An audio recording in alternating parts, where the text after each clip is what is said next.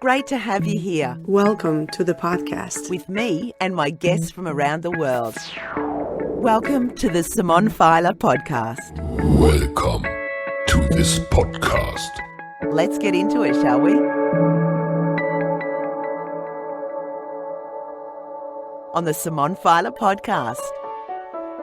Today my guest is Roushini, the founder, creator and presenter of Tribal Kids Club for Children's Health and Wellbeing Matters, the author of The Magical Rainbow Inside You, children's meditation books and My Mummy Tickles Me Rainbow book, sharing a mother and child's ongoing loving, caring and nurturing bond. Roushini's goal is to teach and to empower children as to how to nurture and nourish their one and only body through a healthy mind and a healthy heart, which equals the happy body concept. Welcome, Roushini. Thank you for coming in today. Hi, Simone. Great to see you again. It's lovely to see you. So how long ago was it that you recorded your audiobooks with me? Oh my goodness, The Magical Rainbow Inside You. I think it has been at least 2 years now. How time flies. It does. And hey. you're looking fantastic. Oh, thank you, same. Gorgeous. Okay, so when did you first find out about meditation and mind and body well-being? Yeah, I suppose coming from the Indian background, it has been always there. It's part of my DNA, I'll say. However, just becoming more self-aware and also starting to self-care has become sort of, it has inspired me, encouraged me to step up for myself so that when I look after myself, then I have the knowledge and ability to share with others. So I'll say at least since I am an empty nester now, and it is nearly 10 years, would you believe? Is that right? I know, it's crazy. I just went cold. That goes so quickly. I know, yes. Well, I'm coming up to that and dreading it just quietly. Exactly. So parenthood, and when you become an empty nester, it's just like, not that I was twiddling my fingers saying what I do, because I keep myself really busy with different things. It has given me the chance to look after me more than worrying about the kids and chasing them and, always looking after them kind of thing. Them first. So therefore, I'll say for last 10 years, I have been becoming mindful about my health and well-being and been a teacher for all my life, because nearly 35 years I've been in teaching basically. And children are my passion. And I believe that when you do establish that foundation in early years, children will grow up with that looking after their one and only body. So yes, I will say that it's time, to focus on that. How did the teaching, you've been doing it for 35 years, how did that come to be? Yeah. Can you remember that far back? I can remember my first teaching job was given by my grandfather. I was the first village kindergarten teacher. Oh, that's cool. And he established the kindergarten, and I just finished my year 12 and getting ready to go to uni. And I was waiting for my entry in the university. And he said, Roushini, I'm going to start this kindergarten, and you love kids. Would you like the kindergarten job? I said, no, I'm going to uni. He said, yeah, you'll be really good because kids love you. You love kids. Oh, wow. And I bless him. Poor darling, he's no more with us. Oh, I'm sorry to hear that. However, he inspired me to follow my dreams of the love of kids. And 35 years later, I've done so much with the kids and never thought that I had a book in me to write about, their health and well-being or programs, or established my own business 20 years ago. So I will thank my grandfather for giving me that first kindergarten job. Isn't that amazing? In the village. So what were you going to do at university? At that moment, I was going to study teaching, I suppose. Right. So everything was aligned. And that job as a kindergarten teacher before I studied has affirmed that's where I belong, with the kids. So it was a good path. Yeah. And you obviously love it. You've been doing it for some time. I think I will be there up till I croak, I suppose. That's gold. Yeah. So how did the idea of the magical rainbow inside you, you've got two versions of it, one for the younger children and one for the older children, and it's out on all different platforms, from print to braille even, and Correct. audio. Yeah. How did that idea come? Actually, really, Simone, I did not know that I was author material, I love stories. I'm a storyteller. And I'll just make a story from nothing And the magical rainbow inside was something I wanted to convey children that the power is within you. There's a magic within you. And then I thought of different ideas, and I was writing many versions of it. It was a jumble and mumble and all sorts of things. And somehow the colors of the rainbow came in my head, and that synchronized with the chakras that we Indians do follow and believe. And the stories just fell to it, and I just used each color to align with the looking after each part of your body. It's a fabulous story yeah. and a fabulous intro to young children as to meditation, I guess. Correct, yeah. And also like self-worth, self-respect, loving your body, and knowing that you can change everything, in simplified form. And it's for younger kids as well as for older kids, just a basic way of sort of like finding that magic is within you, and you are valuable and worthy, and you are awesome the way you are. And so that's magical rainbow inside you. And My Mummy Tickles My Rainbow is similar story, but very beautifully done with mother and child's bonding of that. When the child's sick, the mum is going to tickle all parts of your magical colors, chakra points, to make you feel better. Oh, that sounds beautiful. Yeah. We'll have to do that in audio. Yeah, I'd love to. Why do you think you probably answered this to some degree, but why do you think it's important for children to start self-caring at such a young age? Really, right now, Simone, there's so much exposure to our children of all different types of things, and really sad things of not loving yourself but following somebody else's model. That people putting things out. Instagram. Exactly. You should be looking like this. You should have this hair, this lips, this nose. You're just always copying or following what's trendy now. And it's all commercial. It's somebody's making a lot of money, and our children, day-to-day children, are feeling really distressed and stressed and depressed and sad because they are not meeting up the model that is out there. And I suppose I, as a teacher, as a mother, as a grandma now, I believe we adults have to pull ourselves together and stand up for our kids and work together and saying, no, you're good enough, you're beautiful. You do not need to be like whoever is out there or follow somebody or have certain types of look, because everybody is beautiful. And it's not outer beauty, it's, as we know, it's inner beauty. There's so much worth we have. And our children need to know that. And we need to turn off the telly and turn off that Instagram and Facebook and social media that's ruining our children's life.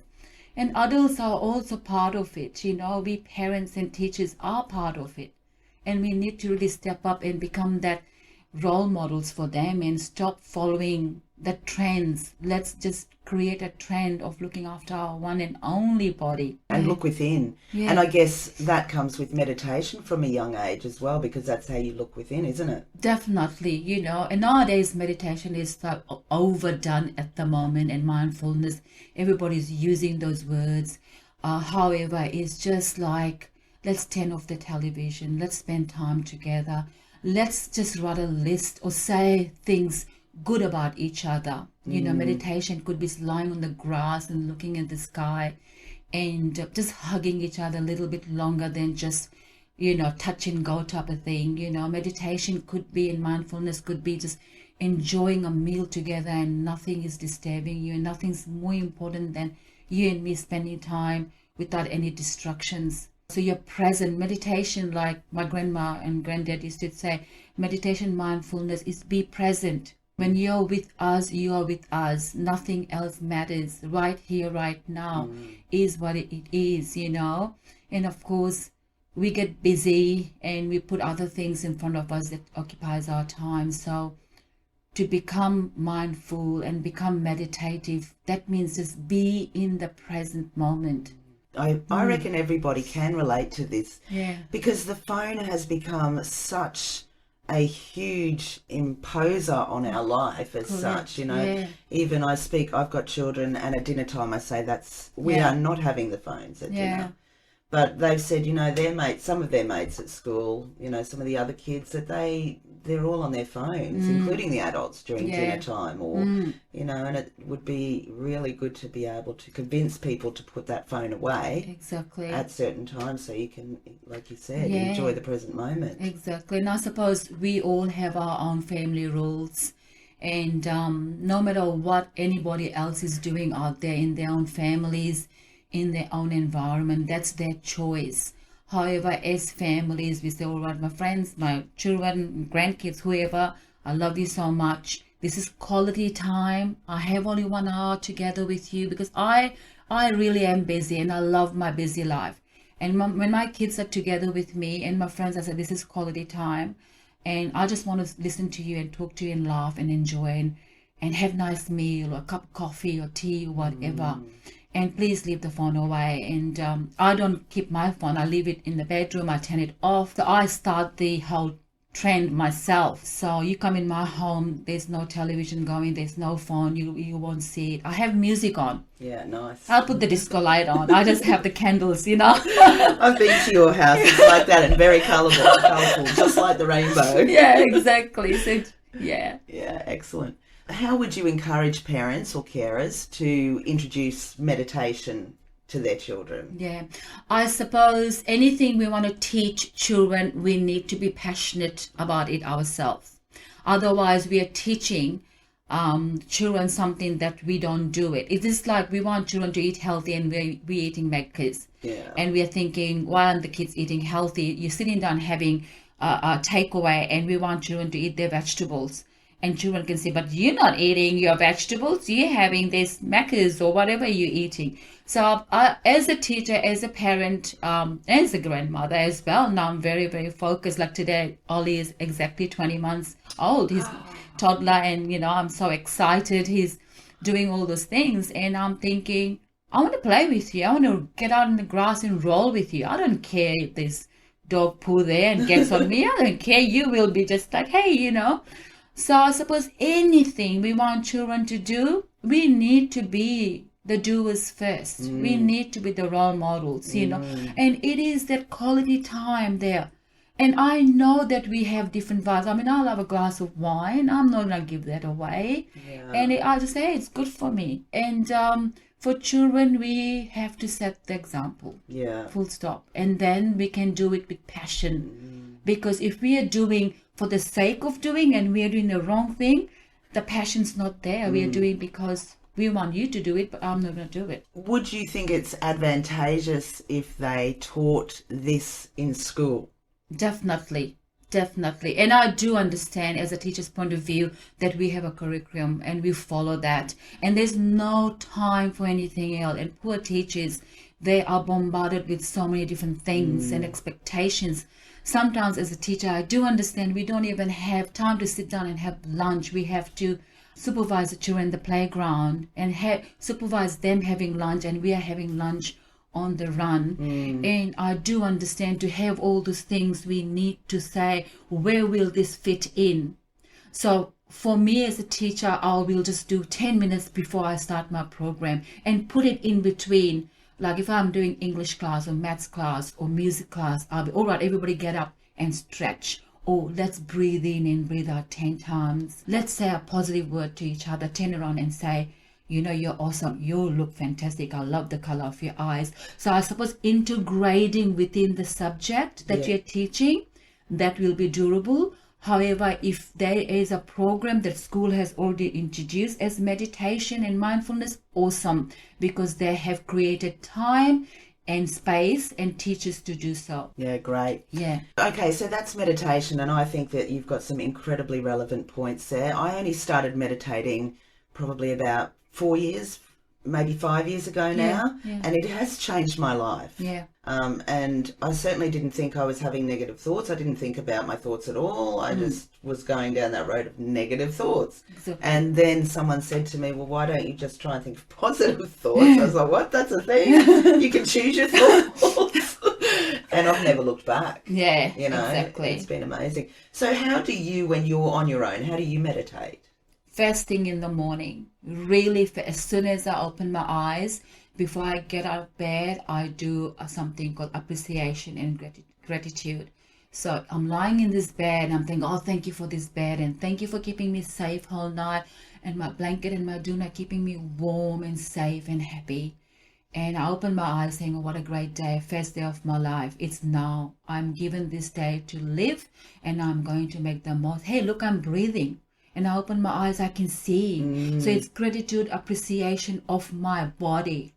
Because I am big thing about your body. Like we are gifted with a body that is functional physically. And then our mind can function, mentally and our emotionally, and our hearts can feel the passion and the love and whatever, and our cells in our body. I don't know if many people know that our cells are in the body are there, all sorts of things they're doing 24 hours to heal us, to renew us, to revive us, to keep us going. So I am very open about that type of healing, that it is all inside me. There's a doctor inside me, there's a nurse inside me, there's a psychologist, all these cells are everything that's healing me. So I spend good 15-20 minutes and then I'll get up and have a shower, and then I will have my breakfast and get ready for the day, and then I'll check my email or look at my phone and do that comes first. And then my mind is in the right format. I'm feeling happy and excited. I look outside, whether it's rainy or cloudy or sunshiny, that's a great day. Another day for me to live. So it's appreciation that you're given another chance. Is that the best way to meditate to begin with? People that are listening that have never meditated, how would you suggest that they get into it? I suppose, the Google is great thing. However, people get confused. They Google everything and you do this way, you do that way. Everything is complicated. Do the simplest possible way. And it is gratitude and appreciation of what you have right now. And then you look at a wider world and say, like, especially we live in a beautiful country called Australia. We are very lucky. And it's called the lucky country. We are the luckiest country, I'll say so, because, if you come from a different country and you know how amazing it is and how we are looked after. So have that gratitude of attitude all the time and appreciation, and then look at other countries they're not doing well. How children and families live and how they go without food and shelter and clothing and water and electricity. They've got nothing. Some of them don't have phones and internet. They don't know what's happening. However, they're happy. And think of a simple life. Like coming from a village, when tough things happen in my life, I go back to the village and I have this vision in my head of my grandparents, my parents with 6 kids, and my grandparents had 10 kids. And we had everything. We had no big stuff, but we had everything. We had food, shelter, clothing, each other, love, affection, joy, and there was fights, but we had adults to sort it out. My parents were our counselors, our grandparents were the super counselors of the village. So it was like that, the simple things. Nothing was going forward for the next day. So start simple, start from where you are and what you can do, not what you can't. Just know you can breathe. When you can breathe, you can meditate. You're winning. Yeah, when you're breathing, you're meditating. Just breathe in 1, 2, 3. Breathe out 1, 2, 3. Yeah. When you can see, you appreciate what you can see, and think of a blind person, how much that blind person would like your eyes right now. Or a deaf person would like your ears right now. That appreciation. Simple. Beautiful. Thank you. No, thank you. Okay, well, you've been incredibly busy as a teacher. Not only have you written books and you've taught kids, but you're also doing various YouTube clips on meditation, cooking, and other bits and pieces. Yeah. Tell us a little bit about this. Just because of a beautiful 2020 that opened our eyes in so many ways. And everybody was supposed to, I have found new words. Everybody was supposed to stay home and connect with themselves and appreciate themselves. I said, no, I'm not using those words anymore. I suppose that's what I've done. I've connected with myself. I'm finding ways to appreciate different things, and this time has given me to grow. And so I have done a few clips just to inspire children out there and things. And also I love to do A to Z health and well-being clips for the children. So that was experimentation of clips, I suppose, to put it out there. And I'm vegan, so I'm passionate about food. There's so much nourishment from food we eat mindfully, eating your food, meditatively eating your food, not food doesn't eat you, you eat food, and just so really tasting that thing, really feeling what it's like cooking, in your mouth. just cooking with love. People forget that when we cook with love, it tastes better than when we cook with rush and anger and frustration and negativity and putting all that energy there. So I'm into all those type of things, and I like to be happy and help people out in different ways. So lots of things has been planned for next couple of years. I want to go on a road trip and with everything with the kids. Oh, this sounds exciting. Yeah, it is. In your house, like with COVID, before COVID, I know that you opened up your house to a lot of children to come in and learn to cook and learn to dance, self-care. Yeah. How did that go with COVID? Were you able to do that, or what happened? No, it's just I followed everything correctly. Social distancing. Exactly, just making sure that everybody is doing the right thing, and I did the right thing as well. Like, I'm a person who goes out there to the gym in the mornings and does all sorts of things, mingling and socializing and dancing. I just did everything right, and I still feel like I'm happy not to be going to the big world of quickly socializing and mingling and starting all the things I have done at my home, just up till everybody feels safe for themselves. And touch wood, I have been as healthy as I could be, and I'm working now 3 days a week as well. I'm a security guard, did I tell you? No, I think you might have mentioned it to me, and I haven't spoken to you. Tell me you do. No, but how did you get that gig? That's such a different gig from teaching children. Well, security guard is just like looking after children, and now looking after adults. I was always wanted to be a police officer, and I did security course end of last year. I thought, well, I'll get into security. What a blessing that has been. Is that right? I know. I just did the security course, went to Europe, came in January, did my work January, February, and March. Everything happens. And security people are in demand like hotcakes right now. So I've got a really good job at one of these corporate buildings. People are looking after other people, and I'm looking after them, kind of thing. Wow, that's amazing. So that 3 days a week, long hours, 12.5 hours a day. Right. Lots of standing. But hey, as I said, it's looking after children. I stand, I walk, I run, I jump, I dance. Yeah, well, you're very fit. Thank goodness for that, just to be able to do that. So there are 3 days of long days, Monday, Wednesday, Fridays. So yeah. And so you're squeezing all your stuff that you're actually very passionate about, making videos for children in between. Do you ever sleep? Oh my gosh, I sleep like a baby. I'm in bed at 8:30, 9 o'clock. I come home, I have my little drink. I'm in bed from 9. I just make sure it's 8.5 hours in bed. Right. Whether I fall asleep straight away or I'm not. And I meditate before I go to sleep as well. And meditation is part of me first thing in the morning, during the day, when I mingle with so many different personalities, and there can be lots of different emotions of good, bad, and ugly. Yeah. I just go in a meditative mode when in 5 minutes, just to detox myself. Because people are dealing with other people's emotion, and they bring the emotion and share with me during the day because they need to let it out somehow. So I bring a lot of different type of mixed bag of emotions in my head at the end of the night. So I meditate and I fall asleep.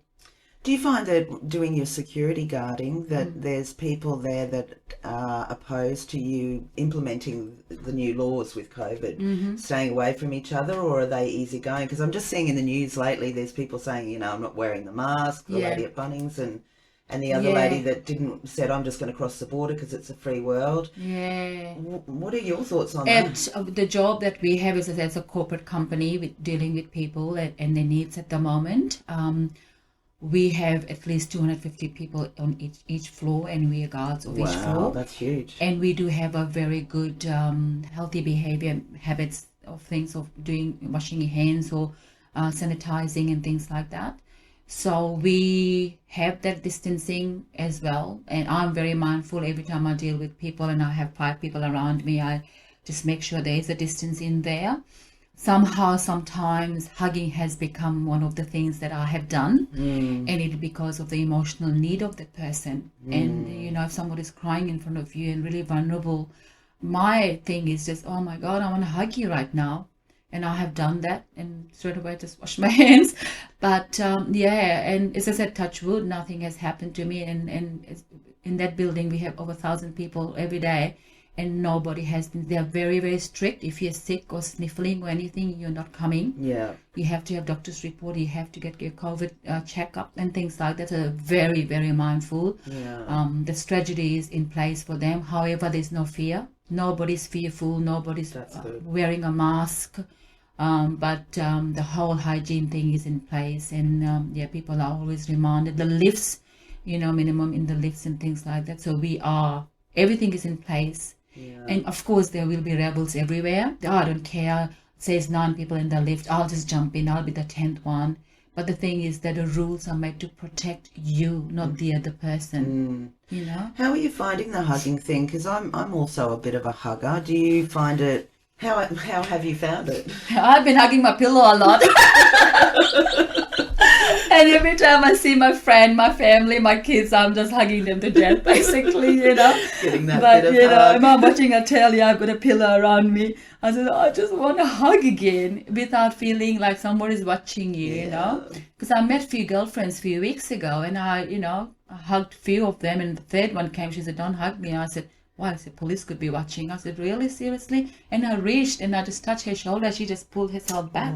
She was so scared. She said, police is watching people doing the social distancing and you can't hug. I said, what's happening to the world? Yeah, it's crazy. It's very disheartening not to be able to hug. I really hope that one day we can all go back to being able to be that warmth. Because there are people that take offense to it, obviously because of the rules, but then there's other people that also think, oh, that person doesn't like me anymore because they haven't hugged me. Exactly. It's a mixed type of emotion. I'm a hugger. I'm a born hugger, and working with kids is natural. That and some places, there have been other rules in schools not to hug children because of other reasons before all this COVID that's been going for years, basically.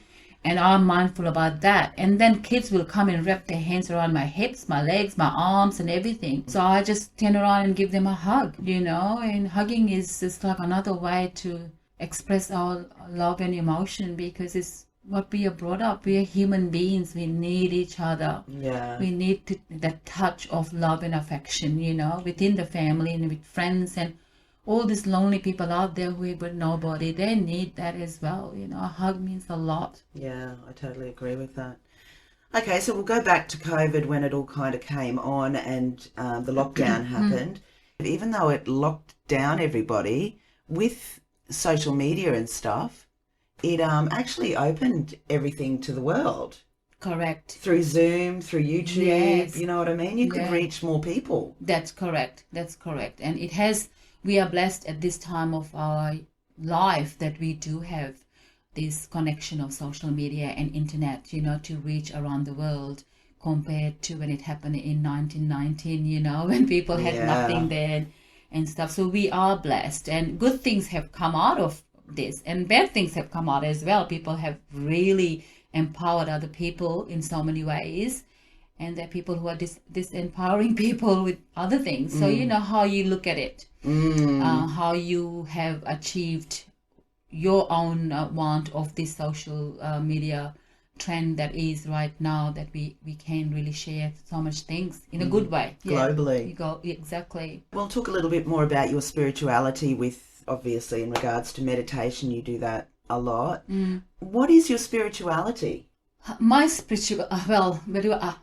let me start from the beginning. Basically, coming from an Indian background, I was brought up as a Hindu. So, Hindu religion is like, we have lots of gods and goddesses, like nearly 3,000 of them. Wow. And I get really confused quickly. And I just always question my parents, why so many gods, why? And every god has a reason. You pray this Lakshmi for money, for example.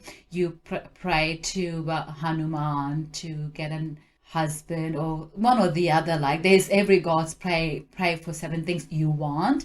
And I said, no, I can't do that. But with respect, I was Hindu for 19 years, and then I became following a Christian group and enjoyed that for a few years. When married, my children's father was a Catholic, so I followed that for the children. And then I just looking at all the religion, and everything has a similar thing. It's called love. To love each other, to do the right thing, to do the right thing, not killing, not hating or, stealing and doing jealousy and gossiping and things. Got all these messages in different ways. The main thing that we're going to do is love each other. And I thought, I love that they share the same thing in different ways. So I just call myself, I'm a spiritual being with all the knowledge that I have gained from different religion. I can't do religion or politics. I just want to be a kind, caring, loving person. So that's where it has come from. And when I'm with my family doing the Hinduism thing, praying, and it goes for like 3-4 hours and for days, I respect and I sit there because I've been there, done it. And I know it's respect that's needed, comprehension and understanding that's needed. And I've got that, so I do the respect thing. When I enter a church, I know that as well. So I just do the church thing as well because I've been there, done it. However, by choice, I choose to be spiritual and be a good person every single day. I don't have to go to a church or a temple to be following what I believe in. Oh, that's beautiful. Do you think spirituality and meditation are connected? It can be. Meditation, people who go to churches and temples, they do meditation as well. Meditation has been sort of misunderstood as religious. It is not. It's like yoga. Yoga has been taken as if it's religious. Yoga is a form of stretching and exercising. Yoga means concentration. Yog lagao. That means concentrate now, please. So it's concentration on your breath, on your stretching, on your pose, on your postures and things like that. So if you understand the meaning of yoga, it's not religious. But some people think it's religious. Meditation is religious. It's not. It's just becoming aware. It's awareness more so than that. So I suppose it's a misconception or understanding. And as I said, people Google and they find different definitions and understanding of those type of words and meanings and practices, Some people keep it simple, which I like to. That you benefit from simplicity. Some people make it complicated, and then it's so many other elements included into that becomes complicated. Very interesting. Okay, what are you working on at the moment? At the moment, oh my goodness, I'm working on 4 different clips, which is about A to Z health and well-being for the kids, that I will put it out there. That's what I'll pursue to do professionally, to make clips for children. Is this on YouTube? It will be on YouTube, but it will be like something schools and parents can access as well. A to Z, all the words I can think of that is good for your health and well-being, and empowering and enriching children's health and well-being with activities as well. It's a big project, so I'll start with a letter A and lead up to Z. It might take me a few years. Massive. In 2022, I'd love to go for a road trip to take all the things that I do to remote and regional remote areas of Australia, starting with Queensland.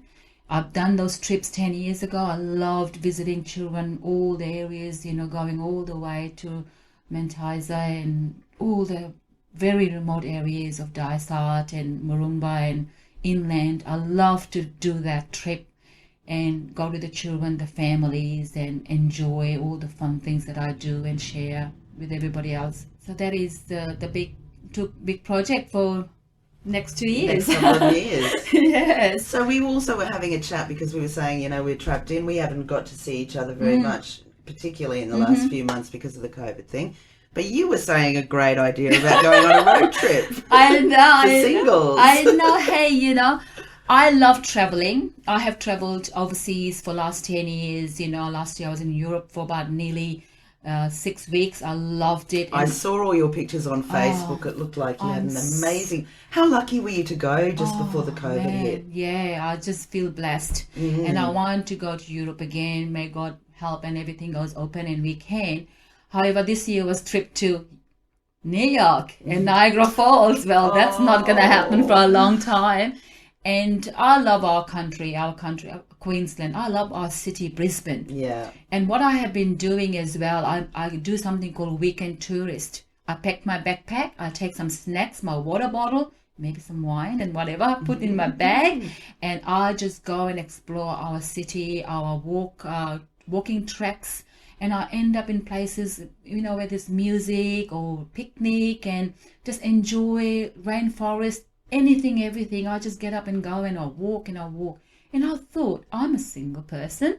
I enjoy doing this by myself, but there'll be other single people who love to just have company of other people. Absolutely. Instead of doing it by themselves could be quite, they might be thinking, where do I start? But just to have a company and have somebody to do with them that will give them company and a day out. So I'm thinking about getting all the single people out there, men, women, that, hey, let's just go and have a weekend tourist, I call it. Great idea. Just explore your own city, your own, Queensland. We just can start small and then hopefully just jump in our car and go all the way to Cairns and things like that.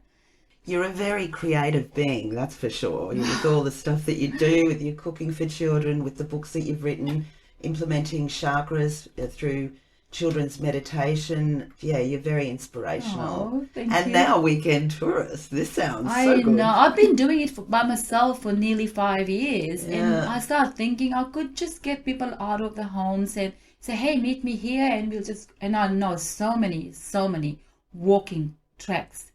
Beautiful. It costs you nothing. Just bring your backpack with your own little bits of, snacks and food and some few dollars. We end up having some things to eat or coffee or whatever. Just a beautiful day out and beautiful people around you and nature. Sounds fabulous. Well, how are you going to begin this? Are you going to start with Facebook or a website? Or? Yeah, I'm thinking Facebook, just an event page, Facebook. I'll put it out there and invite a few people. Just have a nice, neat group, a small group of people just to enjoy each other's company and positive people with like-minded things like, you're into meditation, you are really fun and outgoing, and you love people. So people like that we can really bring each other out, just inspire each other and be there for each other. That sounds fantastic. Excellent. Well, we'll look out for that on Facebook. Yeah, definitely. Well, where can people find out more about you? Well, I've got 2 websites, tribalkidsclub.com and Roushini's Fun India. So Roushini.com, basically, my name.com. And Facebook's there, Instagram's there as well. So still lots of work to do. I just sometimes have so much things on my plate that I do not post as often as I can. But I do try to just put things out there. But website is the best place to see me, what I've done for the last 20 years and what I'm doing and what I will be doing. Yeah. Excellent. Well, I want to thank you very much for coming in today. It's been really good catching up with you and finding out what you're up to. Thank you, Simone. Wonderful to see you, love. Thanks for joining me. Thank you. And my guests from around the world. Thank you for being a part of this show. The Simone Feiler Podcast. Catch you next time. It's a wrap.